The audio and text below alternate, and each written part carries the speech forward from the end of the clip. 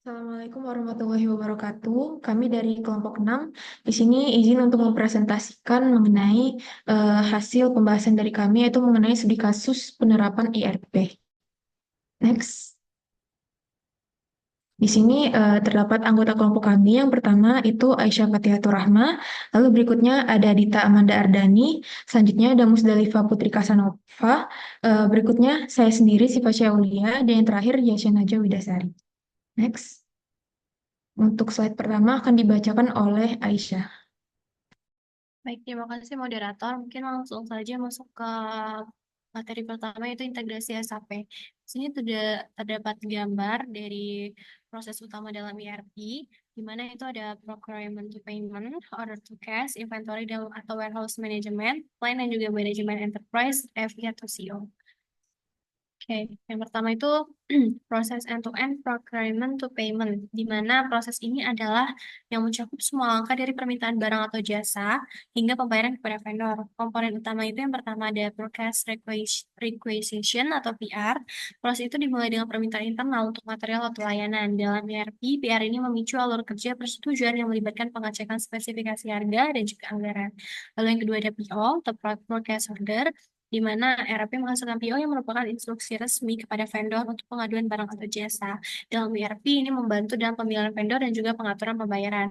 Yang ketiga itu ada goods receipt atau service receipt, GR atau SR, di mana ketika barang atau jasa diterima, penerimaan ini dicatat dalam ERP. Sistem ini dapat memastikan kesesuaian antara PO dan juga barang yang diterima. Dan terakhir itu ada account payable. Setelah GR atau ISR, RRP mencocokkan invoice dari vendor dengan PO dan juga GR atau SR sebelum proses pembayaran.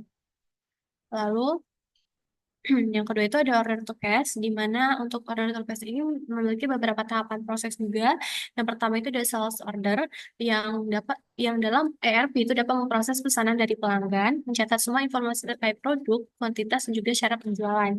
Yang kedua ada credit management, yang di mana dapat mengevaluasi kelayakan kredit pelanggan sebelum melanjutkan pesanan untuk mengurangi risiko piutang dan tak tertagih. Yang ketiga ada delivery dan juga transportation, yang dapat mengelola pengiriman barang mulai dari pengemasan hingga pengaturan logistik yang dapat menghasilkan barang sampai ke pelanggan tepat waktu.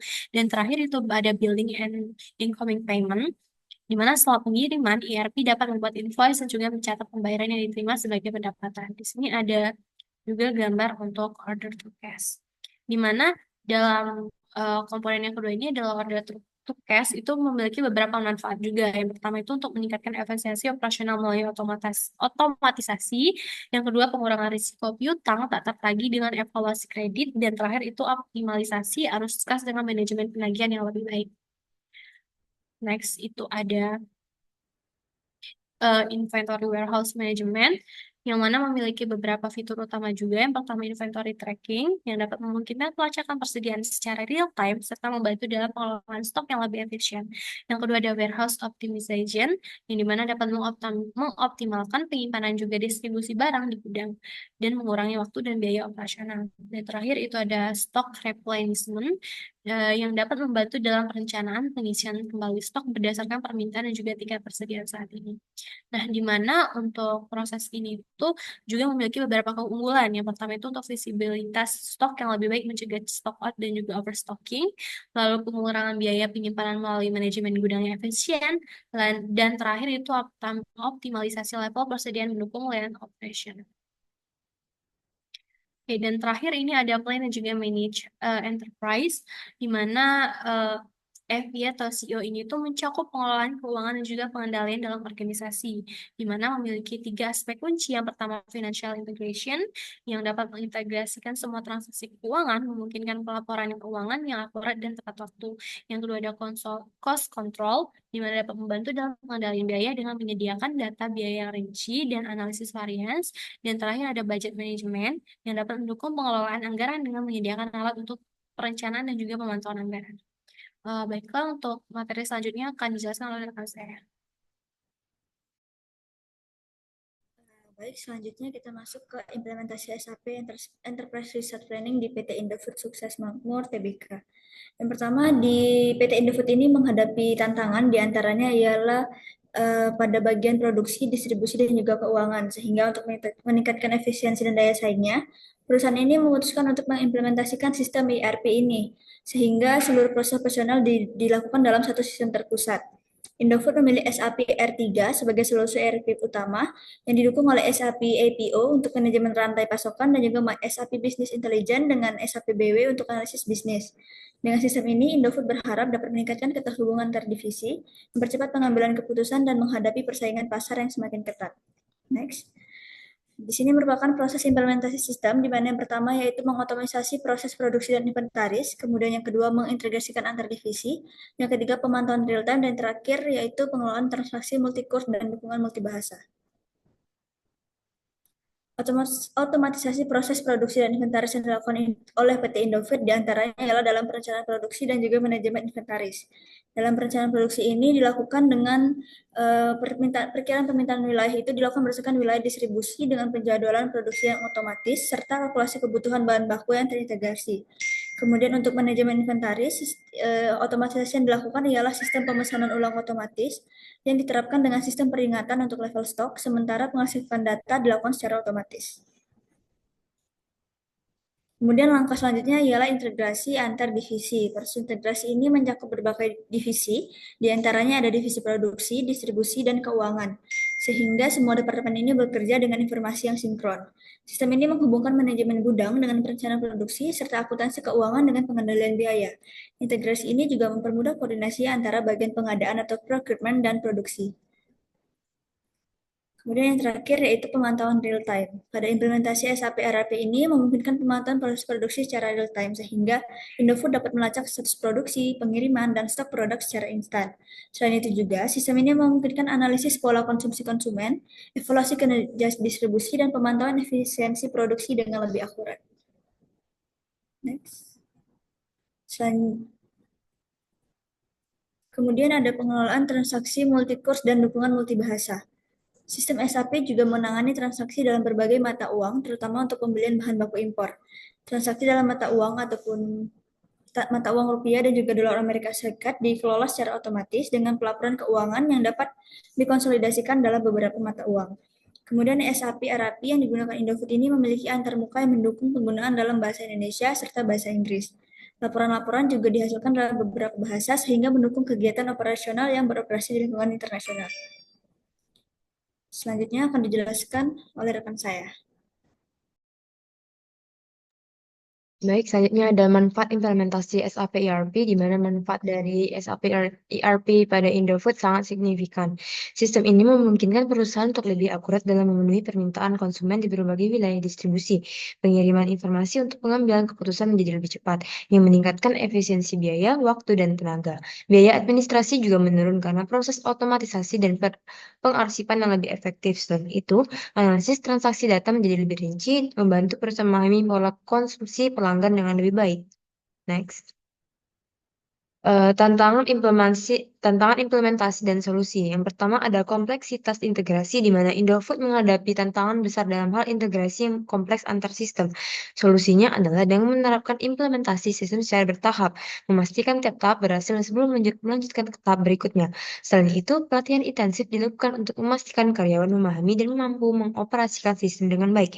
Yang kedua ada kustomisasi sistem, di mana sistem SAP memerlukan kustomisasi sesuai dengan kebutuhan Indofood yang spesifik. Indofood bekerja sama dengan konsultan SAP untuk memastikan bahwa sistem dapat disesuaikan dengan kebutuhan operasionalnya. Yang ketiga ada adaptasi karyawan. Adaptasi karyawan terhadap sistem baru juga menjadi tantangan. Indofood menyelesaikannya dengan mengadakan program pelatihan yang komprehensif yang dirancang untuk membantu karyawan memahami sistem SAP dan bagaimana cara terbaik untuk menggunakannya dalam pekerjaan sehari-hari. Next. Ada otomatisasi purchasing order pada Unilever. Unilever adalah perusahaan consumer goods multinasional yang beroperasi di lebih dari 190 negara dengan revenue mencapai 52 US dollar miliar pada tahun 2022. Dengan ribuan supplier global dan rantai pasok yang sangat kompleks, efisiensi dalam proses purchasing sangatlah penting untuk mempertahankan keunggulan yang kompetitif. Selanjutnya akan dijelaskan oleh rekan saya. Oke, selanjutnya itu ada situasi sebelum implementasi SAP. Adapun kondisi dari Unilever sebelum menggunakan SAP sebagai prosesnya, yaitu proses yang dilakukan itu manual dan terfragmentasi di berbagai region, yang menyebabkan kondisi yang pertama proses yang lambat, yaitu pengelolaan PO yang membutuhkan waktu hingga 5 hari karena setiap region mengoperasikan sistem yang berbeda-beda. Kemudian datanya tidak konsisten. Perbedaan sistem antar region membuat sulit untuk konsolidasi data dan laporan secara global. Selanjutnya, kurangnya transparansi. Banyak proses yang dilakukan secara manual yang mengakibatkan kesulitan dalam audit dan pengecekan ulang data. Selanjutnya, efisiensi yang rendah. Waktu dan tenaga yang diperlukan untuk mengelola PO menyebabkan peningkatan biaya operasional yang terjadi pada Unilever. Oke, selanjutnya itu tantangan yang dihadapi.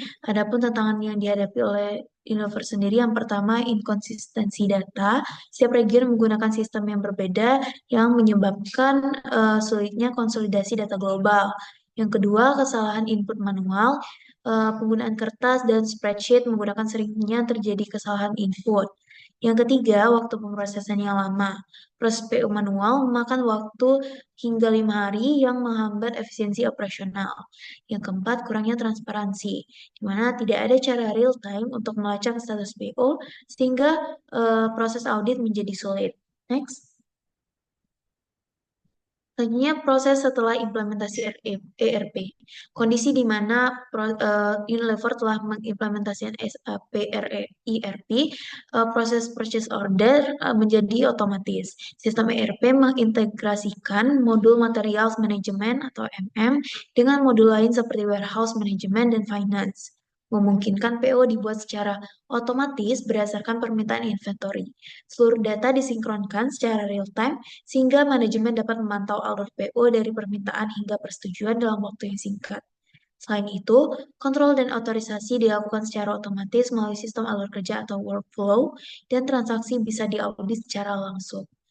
Baiklah, presentasi akan dilanjutkan oleh Shiva.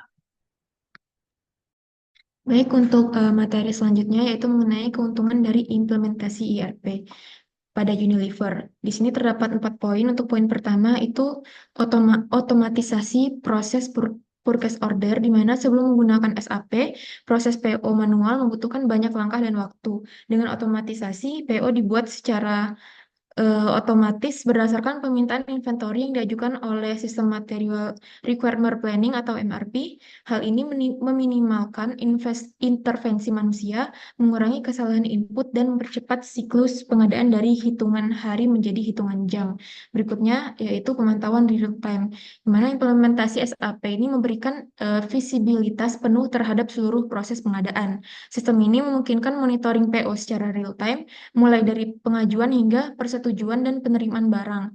Manajemen dapat segera mengetahui status setiap pesanan termasuk posisi stok barang, persetujuan yang mengetahui status setiap pesanan termasuk persetujuan yang tertunda dan pengiriman yang sedang berjalan. Hal ini tidak hanya mempercepat pengambilan keputusan, tetapi juga memastikan masalah potensial dapat segera ditangani sebelum menjadi besar. Next. Oke, untuk poin selanjutnya yaitu efisiensi operasional, di mana dengan otomatisasi dan pemantauan real time, Unilever berhasil meningkatkan efisiensi secara signifikan. Kesalahan manual dalam pengisian PO berkurang 95% dan waktu pemrosesan berkurang drastis dari 5 hari menjadi 1 hari. Nah, hal ini membuat proses pengadaan barang lebih cepat, akurat, dan efisien, sehingga meningkatkan kecepatan suplai barang ke jalur produksi. Dan untuk poin terakhir yaitu multibahasa dan multi mata uang, di mana salah satu fitur unggulan dari SAP adalah dukungan dari multibahasa dan multi mata uang ini, yang sangat bermanfaat untuk Unilever sebagai perusahaan global. Dengan SAP, Unilever dapat melakukan transaksi lintas negara dengan menggunakan mata uang lokal dan mengelola komunikasi lintas negara dengan bahasa yang sesuai. Hal ini memfasilitasi kelancaran transaksi global tanpa batasan mata uang dan juga bahasa, di mana memastikan seluruh operasi berjalan sesuai dengan kebijakan internasional perusahaan. Baiklah, sekian pemaparan dari kelompok kami. Mohon maaf bila ada kesalahan dalam penyampaian kami. Kami akhiri. Wassalamualaikum warahmatullahi wabarakatuh.